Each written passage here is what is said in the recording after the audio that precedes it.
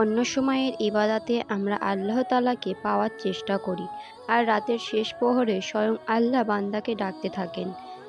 অন্য সময়ে আমরা আল্লাহকে তালাশ করি, রাতের শেষ প্রহরে স্বয়ং আল্লাহ তার কিছু বান্দাকে তালাশ করেন। আল্লাহ যেন আমার ডাকে সাড়া দেন, তিনি যেন আমাকে ক্ষমা করেন। এর জন্য আমাদের কত ভাবনা। আর রাতের শেষ প্রহরে স্বয়ং আল্লাহ বান্দাকে ডাকতে থাকেন দোয়া কবুলের জন্য, বান্দাকে ক্ষমা করার জন্য। আর এর জন্য তিনি প্রথম আসমানে চলে আসেন। শিশু যখন কাঁদে, বাবা তখন সন্তানকে এভাবে জিজ্ঞেস করে, আব্বু তোমার কি লাগবে? আইসক্রিম দরকার? চকলেট দরকার?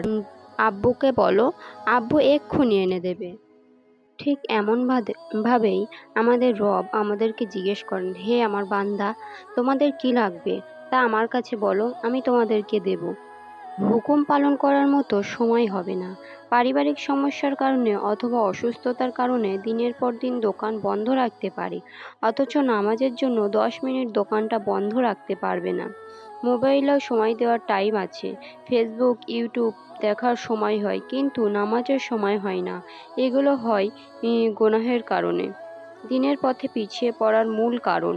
সকল আউলিয়ায়ে কেরাম একমত যে বান্দার গোপন গুনহা দিনের পথে তার পিছিয়ে পড়ার মূল কারণ।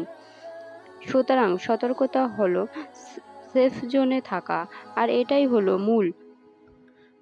গোনাকে টানে। হাকিমুল উম্মত আশরাফ আলী থানভী রহমাতুল্লাহ আলাইহিস বলতেন, গুনহের একটা তাসির বা প্রভাব আছে, আর তা হলো গোনাকে টানে। এক এক গোনা আর এক গোনাকে জন্ম দেয়। তওবা করলে গোনা মাফ হয়ে গেলেও এর তাসির থেকে যায়। গুনাহের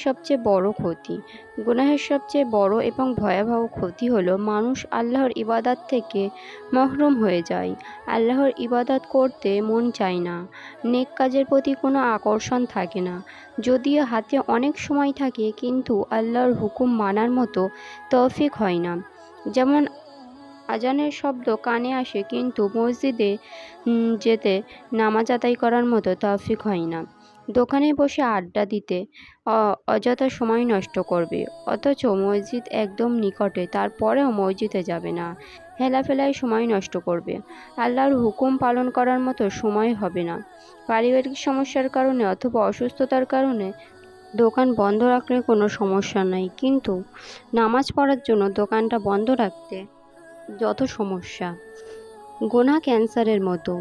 কে এটি বলতে পারবে যে গোনা ত্যাগ করা ছাড়া কিংবা মাফ করিয়ে নেওয়া ছাড়া জাহান্নাম থেকে বাঁচতে পারবে এবং জান্নাতে যেতে পারবে?